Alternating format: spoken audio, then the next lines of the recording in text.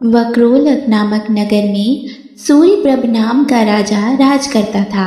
उसकी कोई संतान नहीं थी। उसी समय में एक दूसरी नगरी में धनपाल नाम का एक साहूकार रहता था। उसकी स्त्री का नाम हिरण्यवती था और उसकी धनवती नाम की एक पुत्री थी। जब धनवती बड़ी हुई तो धनपाल मर गया और उसके नाते रिश्तेदारों ने उसका धन ले लिया। हिरण्यवती अपनी लड़की को लेकर रात के समय नगर छोड़कर चली गई। रास्ते में उसे एक चोर सूली पर लटकता हुआ मिला। वह मरा नहीं था। उसने हिरण्यवती को देखकर अपना परिचय दिया और कहा, मैं तुम्हें 1000 अशर्फियाँ दूंगा। तुम अपनी लड़की का विवाह मेरे साथ कर दो। हिरण्यवती ने कहा, तुम तो मरने वाले हो। चोर बोला, मेरा कोई पुत्र नहीं है और निपूते की परलोक में सद्गति नहीं होती। अगर मेरी आज्ञा से और किसी से भी इसका पुत्र पैदा हो जाएगा तो मुझे सद्गति मिल जाएगी। हिरण्यवती ने लोभ के वश होकर उसकी बात मान ली और धनवती का विवाह उसके साथ कर दिया। चोर बोला, इस बड़ के पेड़ के नीचे असरफियाँ गड़ी हैं, सो ले लेना और मेरे प्राण निकलने पर मेरा क्रियाकर्म करके तुम अपनी बेटी के साथ अपने नगर में चली जाना। इतना कहकर चोर मर गया। हिरण्यवती ने जमीन खोदकर अशर्फियाँ निकाली, चोर का क्रियाकर्म किया और अपने नगर में लौट आई। उसी नगर में वसुदत्त नाम का एक गुरु था, जिसके मन स्वामी नाम का शिष्य था। वह शिष्य एक वैश्या से प्रेम करता था।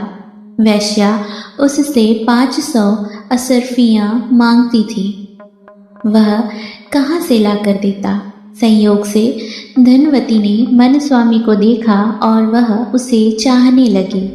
उसने अपनी दासी को उसके पास भेजा।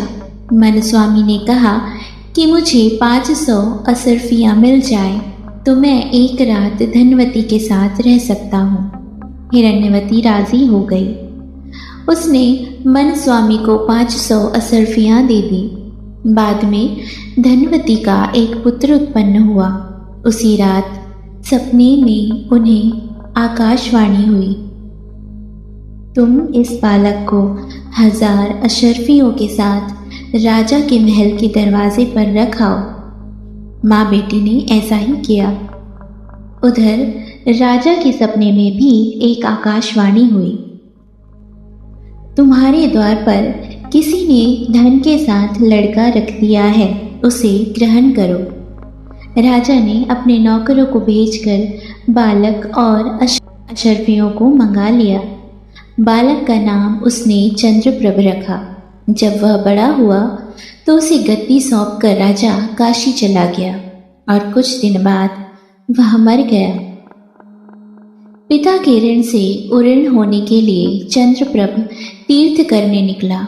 जब वह घूमते हुए गया कूप पहुंचा और पिंडदान किया तो उसमें से 3 हाथ एक साथ निकले।